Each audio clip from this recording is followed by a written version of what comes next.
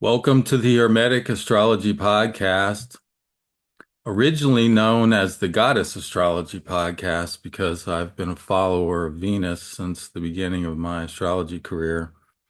I'm Gary Caton in Southwest Virginia, Blue Ridge Mountains. You can find me on the web at dreamastrologer.com. And I want to talk to y'all today about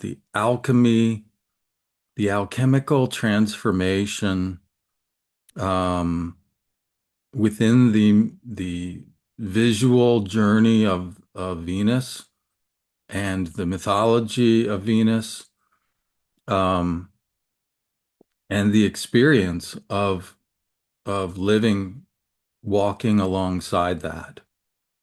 Um, I've been following Venus this way since about 2006 or seven, I guess. I think it was 2007.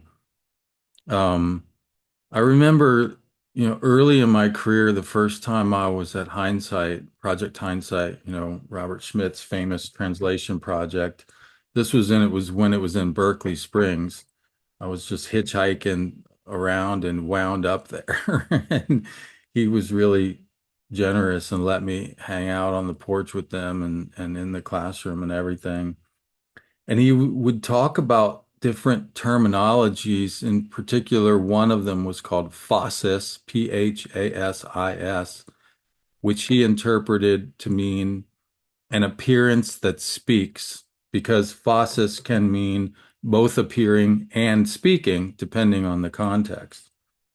And I remember thinking, my goodness, an appearance that speaks in the sky. I want to be there for this.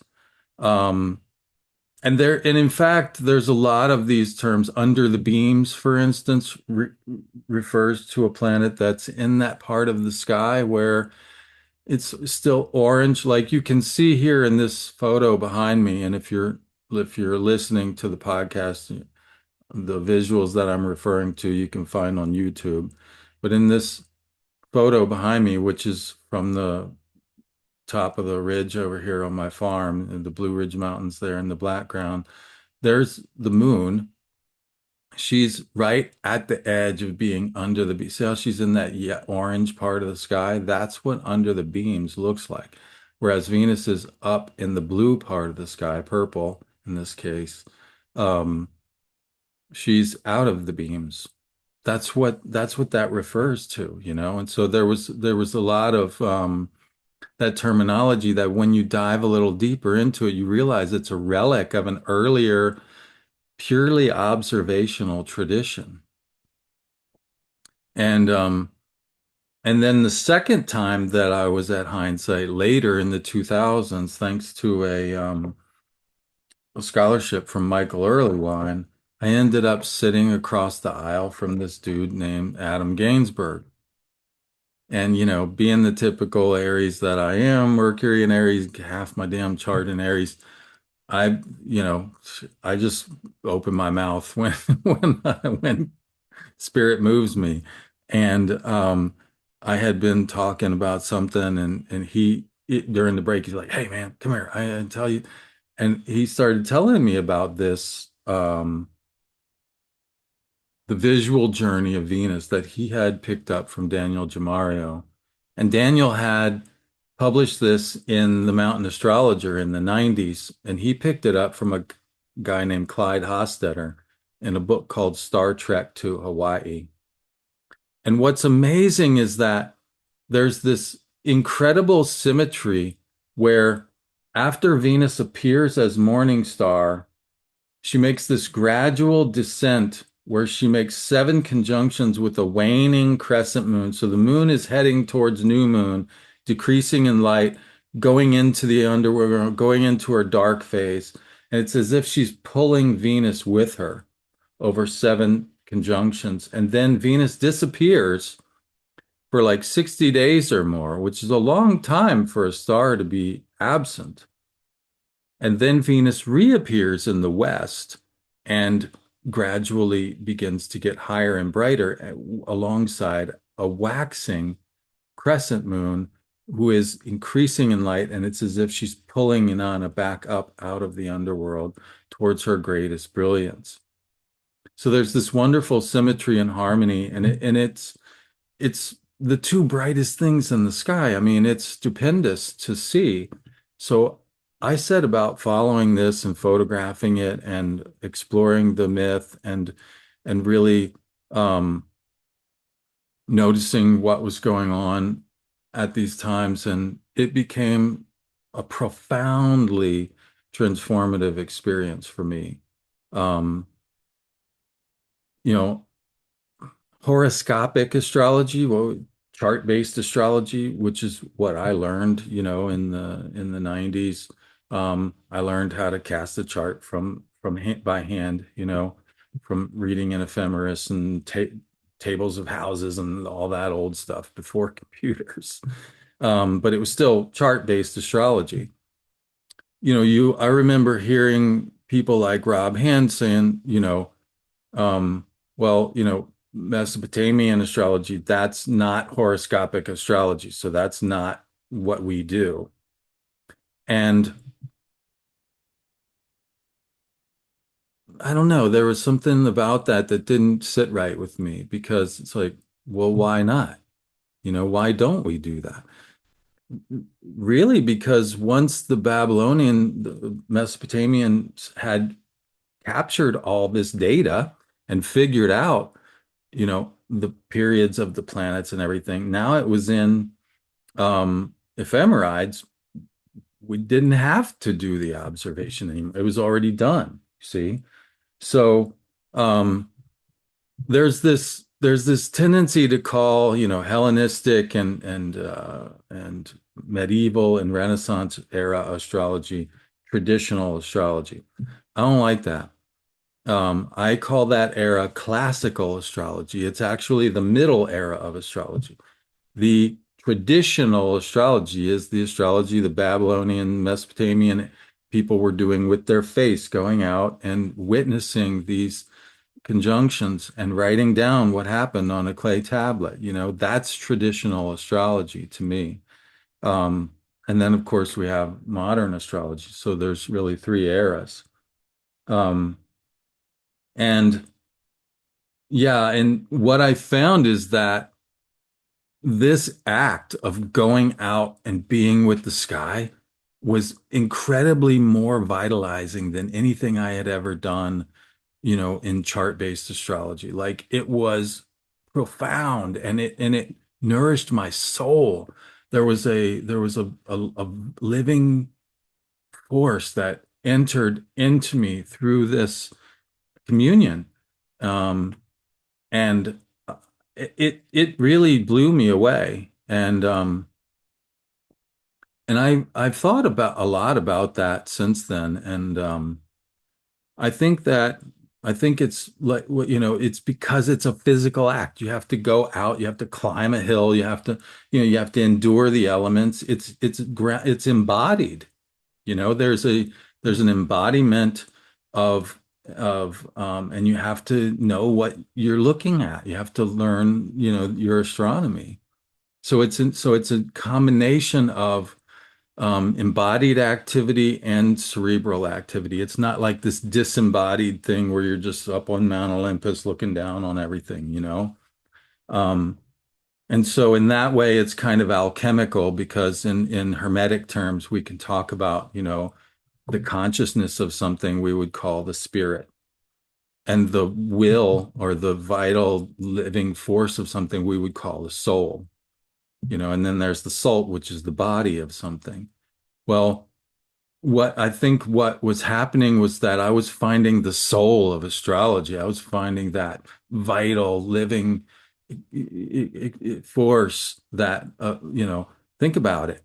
It took like 50 generations of people going up these artificial mountains, these ziggurats, witnessing what they saw, writing it down, going back and studying and figuring it out. It took what a monumental accomplishment. Even scientists who are constantly bad-mouthing astrology rightly call that one of the greatest achievements in scientific history, and so this experience of this vital embodied type of activity um, has its own soulfulness that balances the spirit or the purely mental or abstract archetypal nature of like reading charts and stuff. Um, and that's just like the beginning. But then when you realize there's these incredible stories that go along with it, and you realize like, for instance, for me as a Hermetic um, astrologer, when I put the lens of alchemy over top of this, it becomes very profound um, lens through which to view this process of becoming, of like this journey that the planet is on a journey. She's on a pilgrimage or a journey or whatever, Venus, and I can be on that same pilgrimage to get with her by following her, by going out and witnessing these alignments. I'm on a pilgrimage with her, and there's a map for that, um, which is one of the first things that I did after I got a hold of this from Adam. I published in the what was it called? Frank Clifford published it. It was called this Astrology of the Next Generation or something like that. I had an essay in that book from Flair. Let me share with the screen here and I'll show you this map. You can also find this. I just published yesterday, or I guess it was this morning, an essay on Substack where you can find the visuals for this as well. And the links for all that are on my homepage. So here we go. So this is a map of the Venus cycle that I made way back in, I guess, 2008 or something, and I've been using it ever since. Um, so this is a map for this particular Venus cycle, which began with Venus's heliacal rise in the sign of Pisces. And in fact, this is the first time that she's done that.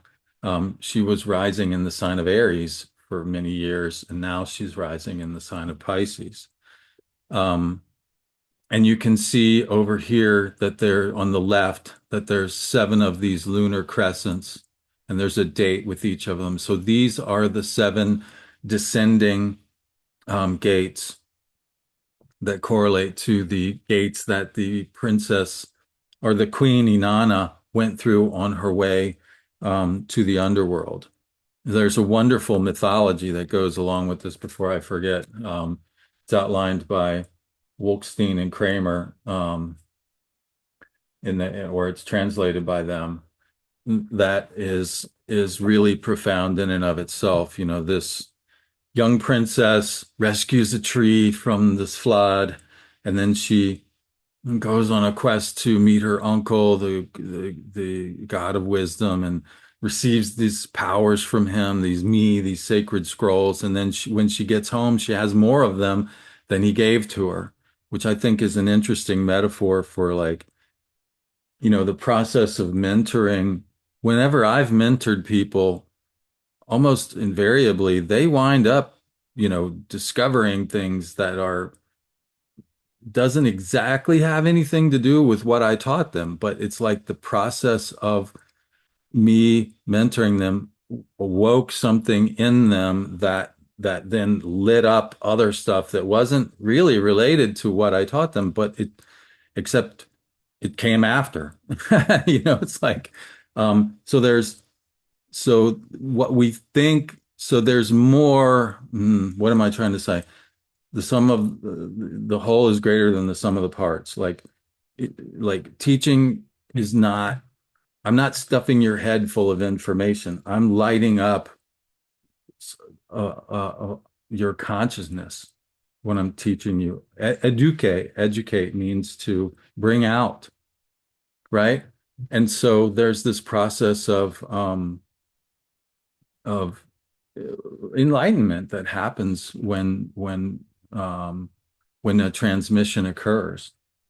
Um, but this idea that Inanna, receives the me from her mentor, and then at the height of her power, she's married with children, so midlife, basically, she decides it says she turns her ear from the great above to the great below. And she decides to go on this journey to the underworld. And in doing so, she is stripped of her regalia, so her crown, her earrings, her necklace, and so forth. There's seven gates to the underworld, and then she's killed and hung on a hook.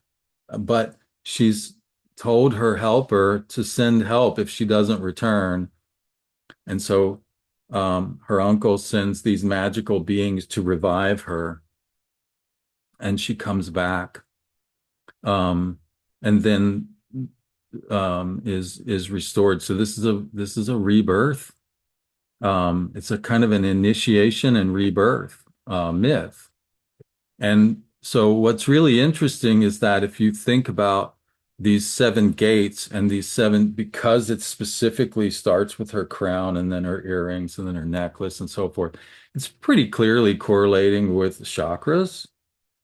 And so if you think about these chakras being stripped down and then restored, that's alchemy. I mean, that's pretty much, solve et coagula, break apart and put back together. Now there's a purification that happens in between there. So the and is hiding that in plain sight. You don't just break it apart and put it back together. You break it apart, you purify it, and then you put it back together in a new form. And so that's essentially what this astronomical map is showing us. There's these seven conjunctions, and these happened last year, last spring and summer, and into the early fall. Then during the late fall and early winter, Venus was invisible, and then in March, she began these series of seven gates as evening star, where she's restoring these chakras that were stripped to be purified. And so we are essentially in this journey of restoring and putting back together. And we're at the third of seven. So if we think about the chakras, you have the root and then the sacral and then the solar plexus. So we find ourselves at the solar plexus chakra. Um, and what's interesting about that, I mean, there's a lot of different ways that you can talk about the chakras. And I don't actually claim to be an expert at that. Um, but when you when you look, for instance, at the Chaldean order of planets, which is from slow to fast or from fast to slow, whichever way you're going, um, it also represents the kind of heavenly spheres in the ancient Ptolemaic cosmos. Um, this would be reversed. Obviously the moon is closest to the earth and then Mercury and then Venus. But in this case, I'm saying, you know, Saturn represents law and limits and stability. So in Maslow's hierarchy, he classifies these as your safety needs. Sounds like Saturn. Then we have belongingness and love, relationships, etc. Jupiter, your esteem needs, achievement, status, responsibility, reputation. Sounds like Mars, right? And so um, I just started playing with this and I realized, wow. And you know what? It happens to sound a lot like the descriptions of Manipura, the solar plexus chakra, you know? Um, and so I'm not saying this is the way because invariably every single person I've ever taught this, and I wouldn't even call it a system, the map, the journey that no, let's call it a journey. Every single person that I have shared this journey with has found their own way to do it. So, so this is clearly not the way because nobody does it the way I do it, which is fine. I prefer, actually, I think that's right. I think each person should break it apart and put it back together for themselves, and so I'm perfectly happy with that. Um, this happens to be a way that works for me, and it might be a way that that helps people get something out of this. I mean, some people, when they hear Abraham Maslow's name, immediately they're turned off because, evidently he got some bad press from like the deconstructionists somehow. And I don't know if it's because this is a grand narrative. Yes, it's a grand narrative, but you can't watch a movie or read a book without a grand narrative. There's no spine to hold the story together. It's a tool. It's not the truth. I'm not claiming that this is the final ultimate way to understand. I'm saying it's a tool. Um, and so if we think about this being a Mars flavored gate or a Manipura flavored gate um, with these needs for achievement, status, responsibility, and reputation being activated, that'll give us it's kind of like the houses, it gives us an area of experience to sort of look and go, okay, what's going on there? You know, for me recently, I had kind of a little bit of a back and forth with one of the people that I'm working with around, hey, I'm an independent contractor, not an employee, and there's some crucial differences in those roles, you know. Um, and so I can see right away, yeah, that makes sense. Like there's this what are my responsibilities? My responsibilities are very different depending on which one of those classifications I fall under, you see. And so um you might see some of those um, coming up. What's interesting in the mythology, um, and again, just like the classic descriptions of Manipura pair remarkably well with what Maslow was saying about that level. When we look at the what the mythologists say about this, Inanna is stripped of her golden. They call it a ring, but I'm guessing it was like a bracelet, like a ring around her wrist. Um, when she is stripped of this, it's not just a bracelet. Um, you have to remember back then they didn't write on paper; they wrote on clay, and so this this they used these seals and they would roll it in the clay to imprint the seal on it, kind of like those rings that they had that they put in the wax. It was a similar thing. So this doesn't, it's not just an adornment. It's like a symbol of her power to sign official documents, right? So there's this she's being stripped of a very important power here that separates her from someone with some amount of authority to someone who is just, you know, another person. And that's important on this journey because she's being purposefully stripped of her her regalia by her sister, the goddess of the underworld, to as an initiation. And that's what the alchemical journey of breaking apart and putting back together is about. You can't become someone new until you stop being the old person. And you can't stop being the old person until that's literally taken from you. Most people won't try anything new until the old way is just not available anymore. We're incredibly creatures of habit. And so this stripping away of this role that she had was a kind of initiation, and it's alchemical in that um, if we go back to on the map, I had the the alchemical colors. There's a blackening nigredo, there's a whitening albedo, and there's a reddening rubedo. So the blackening signifies burning or putrefying or stripping away of the old way. Like it has to be literally turned to crap before we'll let it go. And then there's a white light of something new that arises in the middle. And then there's a reddening where that white light, that inspiration from spirit is made flesh. It's made into the new reality.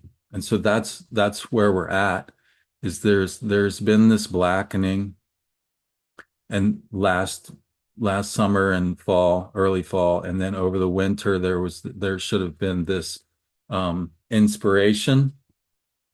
And now we're in the process of trying to restore sequentially these chakras to build a kind of a pyramid, or build a structure on which this new um, reality, or this new version of ourselves can exist.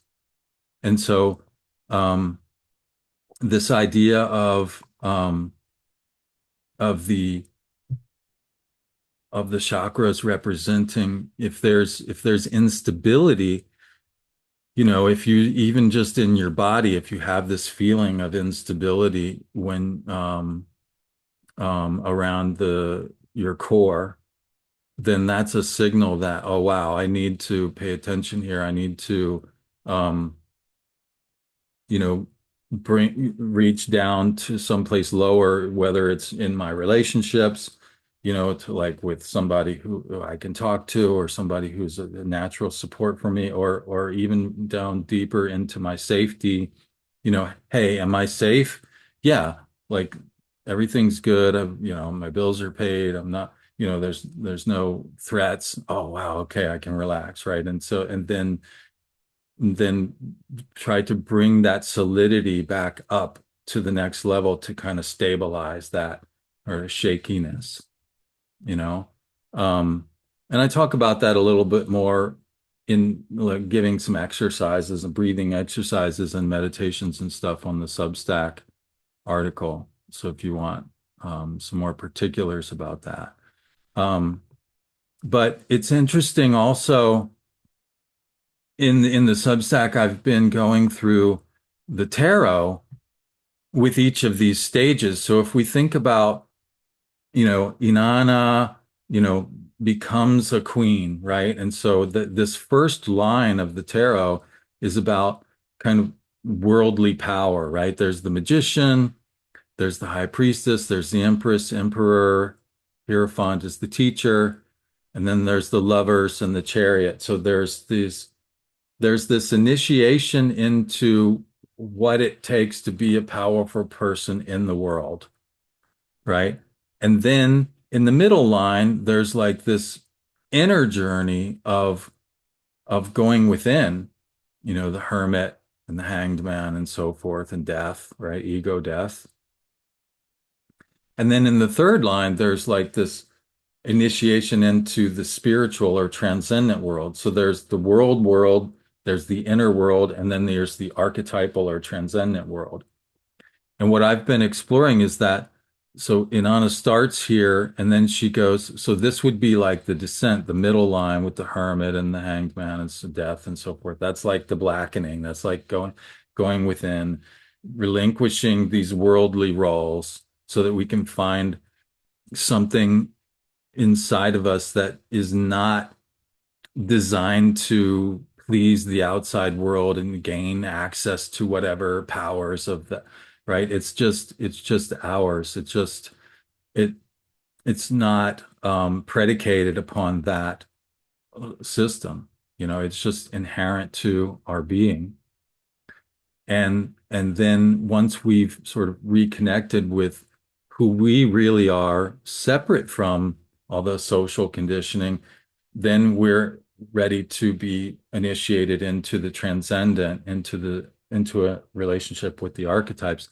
And that's what this third phase of the evening star gates and restoring is about. It's about being initiated into the spiritual realm, into the archetypal realm, into the transcendent realm. And so these cards, the devil, the tower and the star in particular, if we zoom in there, that's a very interesting. Notice, for instance, that, the devil is kind of an inverted version of the lovers, right? Notice how this is a daytime scene down here, and there's an angel and there's the sun, right? And so these are the same figures, but now it's a nighttime scene, and there's the devil rather than the angel. And so this represents like an inversion, like materialism, basically. It's like the trap of materialism. It's like, and the trap of materialism is that we become a slave to our creations. If you've ever created something like a company or, you know, next thing you know, it's as if the company's running your life, you know. Content creators, they get on this hamster wheel of having to create content constantly. That's the devil card. And the oftentimes the only way out of that is like there's this sudden rupture. So this is again like a microcosm. This is like the Negretto, and then there's the albedo. There's this sudden burst of energy that breaks things apart. It shows a flash of light that hey, there's another way. And then the star represents following that light. And then the moon, the light's a little bit brighter, and the sun obviously represents like more of a rubido stage. And then finally, we get to the world, which is like the embodiment of, I talk about this in the previous installment of this series on Substack. I talk about the world card seems to me to be like a feminine representation of Ion. So there's this god Ion. It's like it's kind of like a Roman or um it's kind of similar to what am I thinking about? But there's this, well, it was a Greek god, but then it got some people relate it to Phanes, and but there's this god of eternal time, essentially. And he's pictured as this lion-faced god. So there's this devouring aspect of like nobody, no matter how powerful you are, the greatest kings, the eventually they're everything they did is devoured by time. And there's this snake that's wrapped around him. Um, and but with the world, she's kind of like just dancing. So she's like this sort of feminine version of it's like the ephemeral experience of the eternal, if I could put it in words. Um, there's like this connection with the eternal in the moment. It's just what most people on spiritual paths call presence. Like you're really just fully present and you understand that you're connected with the eternal, even while you're in the ephemeral moment. And that's what the world card represents to me. It's kind of like a more feminine version of the of Ionos, of this concept of the eternal. And so that's what we're looking for. And what's interesting about that is that when we begin to look at the astronomy of this gate. So this is what the sky will look like this evening. Here's the moon and here's Venus, and they're just above the horns of the bull here, and they're kind of in this area between, this is the charioteer Auriga, this is Orion, which would be mostly below the horizon. Sirius will be this is about an hour after sunset. Sirius will be just visible. Canis Minor, Procyon will be visible. Jupiter and the twins will be very visible up above Venus and the moon. So that's probably mostly what will catch your attention. There's Venus and the moon, and then Jupiter with the twins up above that. And off to the right, you'll see Capella with Auriga. And off to the left, you'll see the dog stars. And now if we bring in some of the astronomical coordinates, this is the ecliptic plane, which is really the path of the Earth around the sun. And we see it as the sun's path through the constellations, right? So the sun is always on the ecliptic. Now, if we add in the celestial equator, this is like the daily rotation of the Earth. So this is the belt line of the Earth projected out into space. This is the celestial equator. And and if we put some coordinates on the ecliptic, here we go. So here is 0 Cancer, here is 0 Leo, here is 0 Gemini. These are spaced 30 degrees apart. So you'll notice that Venus and the moon are right there near 0 Cancer. So this now notice also that the distance between the ecliptic and the equator is bigger here than it is over here at 0 Leo. In fact, it's the biggest it is ever. That's what a solstice is. A solstice is the maximum distance that the sun gets from the equator, in this case, the northern solstice. The southern solstice is the same thing, the maximum distance south. So that's what the southern winter solstice in the northern hemisphere, that's winter. And in this geological epoch, that's 23 degrees, 26 minutes. That's as far as the sun ever gets from the equator. And that would be represented by this line here. So if we take, again, if we take that grid off of there, this distance from this line to this line is 23 degrees, 26 minutes. And the sun is always on the ecliptic, always on this line. So that's as far as the sun ever gets. Now notice Venus and the moon are off to the side. They are further north than the sun ever gets. That is what's called out of bounds. They are beyond the realm of the king. Which symbolically is like, oh boy, what's going on here? See, because this could mean that there's some kind of mavericks, I don't even know why my mind was on this, but the example that I used in the Substack was Benedict Arnold, like he defied the Continental Congress and the leader of the country, even though he wasn't president yet. He was the solar figure. George Washington was the leader of the army. Benedict Arnold defied them, and so he went beyond, right? Or later you can think of examples like Lewis and Clark, who were at the president's bequest, went out into the western wilderness. Hey, I just bought all this land from Napoleon. Tell me what's out there. See if we can find a passage, right? The Northwest Passage. So, depending, these could be some kind of mavericks that are on this sort of outlandish mission that's maybe not even legal, or they could be special envoys sent by the king to go into this.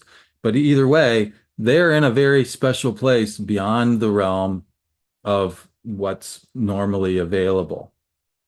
And because they're at the 0 Cancer, at least since the Persian era, which is somewhere between, the Hellenistic era and the medieval era of classical astrology, the Persian Golden Age, 800 to 1100, something like that. We've drawn charts for the moment that the sun crosses these cardinal points to get omens for the king and kingdom. So these cardinal points have to do with the world, right? There's like in modern Uranian astrology, it's called the world axis, right? So 0 Cancer. So they're on the world axis. So the world card, right? Like there's this comes into play, but they're on the world axis out of bounds. So they're showing us something about the world that is beyond the normal expectations. There is something beyond normal that needs to be paid attention to right now. And it may be beyond normal in sort of a transgressive kind of way, or it may be beyond normal in a sort of like, well, you got to get out there and find, in sort of an invitation way. Or it could be that either or both are available in your world. Um, and so they're on the world axis, number one. They're out of bounds on the world axis, number two. And the really incredible part about this, when we add another astronomical circle in here, so these are the two main, what's called great circles of astrology, the ecliptic and the equator. If we add in one of the third main great circles, which is the galactic equator, that is the Milky Way. It's a line running down the middle of the Milky Way, our galaxy. Um, you'll see that the galactic equator, the Milky Way, runs right through here. And this is a product of, this is what John Major Jenkins was talking about in his book about the galactic alignment. This alignment of the galactic equator with the world axis, with the solstices, was exact somewhere right around 2012. So that whole big 2012 phenomenon is the Mayan calendar ending. What's going on? This is being recapitulated here. Um, and specifically, this is galactic anti-center, right? Because the winter solstice or the southern solstice, that's galactic center, right? The scorpion's tail and the archer's bow together point at galactic center. This is galactic anti-center. So they are at the place where we look out away from our galaxy, out into the great wide open. So rather than like sort of navel gazing into our local, which is profound enough, like there's our system and then there's our galaxy, they're looking out away from all that out into the great beyond. Um, and so, if there's like Inanna went on this journey to the great below, now she's turning her ear to the great beyond, so to speak. See what I'm saying? Like there's this profoundly transcendent opening happening here. But remember, it's being activated in the lower chakras below the heart, is the instinctual. So that's that's a lot of juice to be channeled through an instinctual center. Like usually when we think of transcendent, we're thinking of heart activation and third eye and crown. Like those are the more naturally transcendent uh, energies. And so to have this, there's like this meeting between what alchemists call the fixed and the volatile.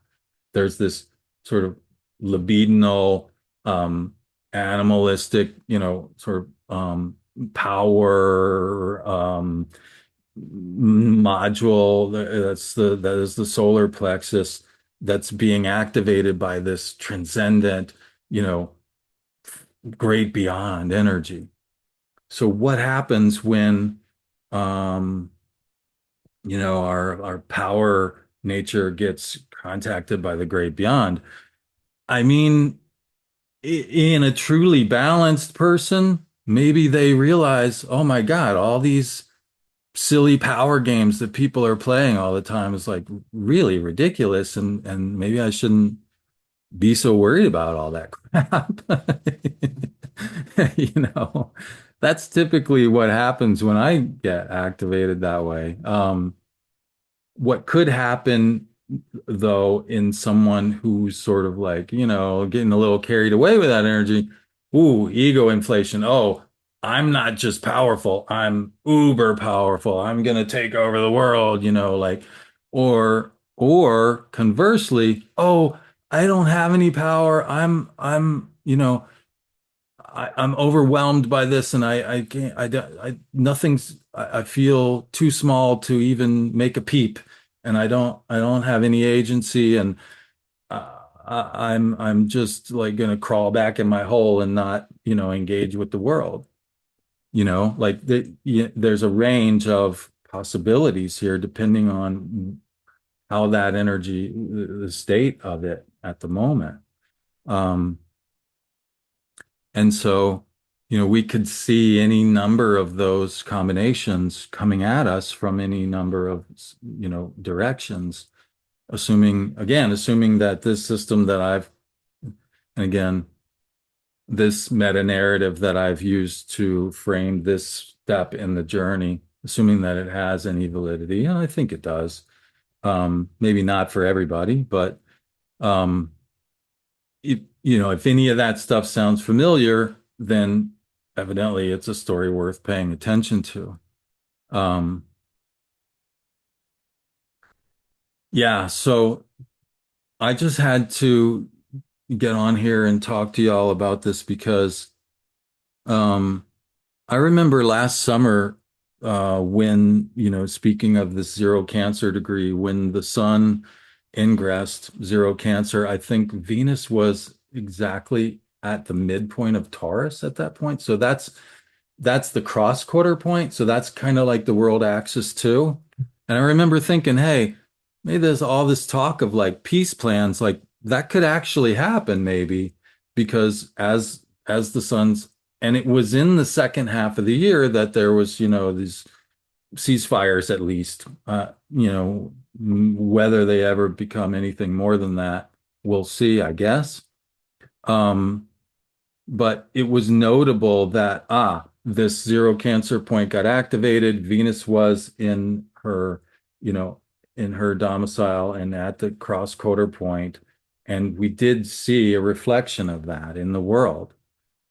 To what extent, again, well, yeah, we'll see. But it was clearly there. Like you can't argue that that didn't happen. How successful it was, yeah, we can argue about that.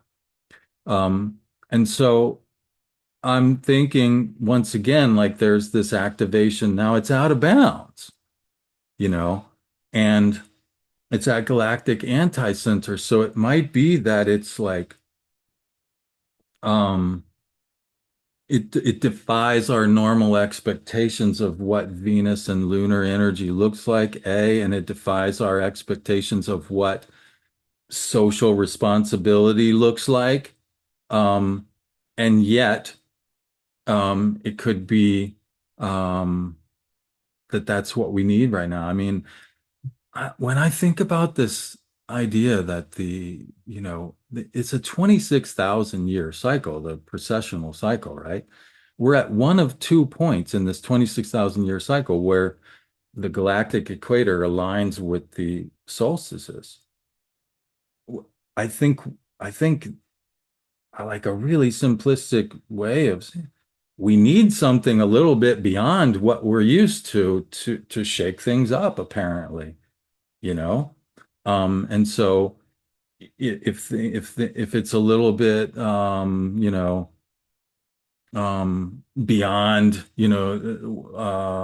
what we're used to or overwhelming or shocking even, um yeah, maybe that's okay. Maybe that's what's needed at this time. There's like this um yeah, there's this invitation to see beyond what we think is possible. I would guess.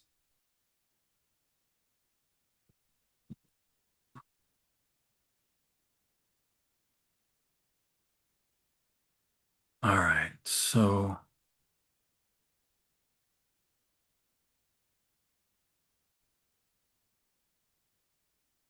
yeah. So I think I want to go back to the beginning and just like what I want to leave you with here most of all is like, if you have a chance at all, um, get out and check out these conjunctions of Venus and the moon. It's summertime. It's going to be, um, it's going to be easy. You don't have to get up early. It's in the western sky after sunset, you know. Um, there's this opportunity for the rest of the summer to check these things out. And like I said, we don't necessarily even need all that meta narrative of the mythology of Inanna, for instance. You have your own story arc in your life, and it's this is going to show up in your life. And if you just pay attention to what the signals are in your life, you might be able to construct your own narrative arc that serves you much better. It may be that these other narrative arcs that I've offered help to spark that, help to, intersect with your particular narrative arc and get you going. Um, but it's interesting, I was just reading this. I was on X, I guess, for what I can't remember. I was looking for something that I had seen, and I saw this research about, um, remember this regalia that Inanna lost is at her wrist, and so it represents the chakra because when your wrist is at your side, it's near the solar plexus. Um, Remember, it's her signature. So what I was reading was like this that they've done studies about that writing by hand. Um, it it it activates your entire brain because you're writing characters, and it takes all the regions of your brain to perform that, whereas hitting keys wasn't the same. So, writing and journaling in particular could might be a very powerful tool at this time to explore the narrative arc in your life that's being activated. The other things that I was talking about were like core exercising your core, whether that be with like yoga or weight training. Breath work might be really powerful at this time. Those are all things that possible tools that might be, but really just getting out there. There's so much vitality. There's so much amazing. Um, the way that I've begun framing it is like, look, this is the beginning. This is who we were, astrologers in the beginning. This is what the King Amasadukwa of whichever one of those Mesopotamian kingdoms, he commissioned a tablet to be made. Hey, what's that one there doing? Do a study. And they put it all on this tablet. It's called the Tablet of Amasadukwa. It's one of the oldest, you know, um, pieces of historical evidence that we have of astrology. Like that's what astrology was in the very beginning. And it's not just that, that's what civilization was in the very beginning. Like they took that seriously. So by going out and participating in the with the sky, and we're going back not only to our beginning as astrologers, we're going back to the beginnings of civilization. And there's something really profound in that. Going back to the beginning kind of recenters or re aligns us with who we are as astrologers, who we are as people, civilized people who track things and write things down. Um, there's a lot of there and just beings walking the earth looking up at these incredible lights. It kind of aligns like our archaic selves and our early civilized selves and our modern selves is like the three eras of humanity. It kind of puts all those together. Um, I guess. But it's a powerful experience, and I hope that you all get to experience at least one of these gates, if the weather permits and so on this summer. So be on the lookout for that. And it would be great to hear back from people. Feel free to share your experiences in the comments here. It's always, I mean, I can't tell you how many times I've had people come back. Oh my God, Gary, I was out there and I met somebody and we started talking and yeah, like just the act of going out there, like I suggested, like catalyzes some amazing sequence of events in their lives. I cannot tell you how many times people have come back and I'm always just blown away. Like, I mean, I know that it has that power, but every time it's like, oh my God, here we go again, It's just, yeah, it's it's amazing. So I had to come on and share that with y'all. I'm gonna turn this thing off here and get my gear together because it'll be time to go out and take some photographs here in a little while. So um, enjoy, happy summer, and see y'all next time.